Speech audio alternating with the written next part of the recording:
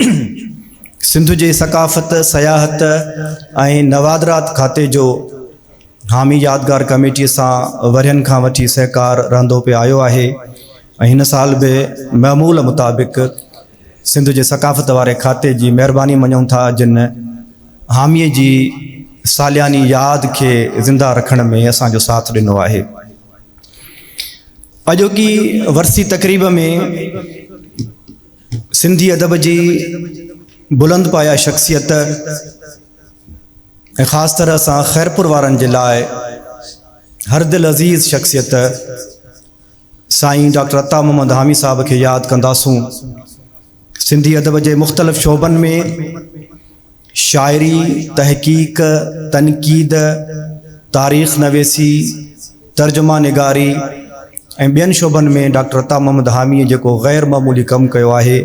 जेको यकीनन सिंधी अदब जो बेबहा असासो आहे, उन जे हवाले सां ॻाल्हियूं ॿोलियूं थींदियूं ऐं असां हिन अज़ीम शख़्सियत खे मुख़्तलिफ़ आलिमनि ऐं मकाला निगारनि जी मारिफ़त यादि कंदासूं।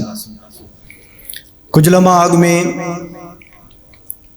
डॉक्टर अता मोहम्मद हामी साहब जे आख़िरी आरामगाह संदसि मदफ़न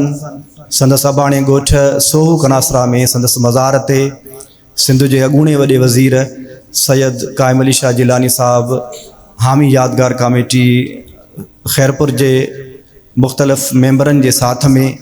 डॉक्टर अता मोहम्मद हामी साहब जे फ़र्ज़ंद डॉक्टर नसीर हामी साहब जे साथ में गुलनि जी चादर चाढ़ी आहे ऐं अॼोकी तक़रीब में सैयद क़ाइम अली शाह जिलानी साहब बि असांजे हिन सदारती सथ में शामिल हूंदा। असांजे हिन सदारती सथ में जेके ॿिया मोज़िज़ महिमान असां सां गॾु आहिनि, मां उन्हनि खे वारे वारे सां स्टेज ते सॾींदुसि त जीअं असां तक़रीब जो बाक़ाइदा आगाज़ करे सघूं। साईं क़ाइम अली शाह जिलानी साहब जेको अता मोहम्मद हामी साहब जो बि महबूब दोस्त रहियो आहे ऐं सैयद क़ाइम अली शाह जिलानी साहब जे कोशिशुनि सां ॻोठ सोहू कनासरा में डॉक्टर अता मोहम्मद हामी साहब जे मज़ार जे हवाले सां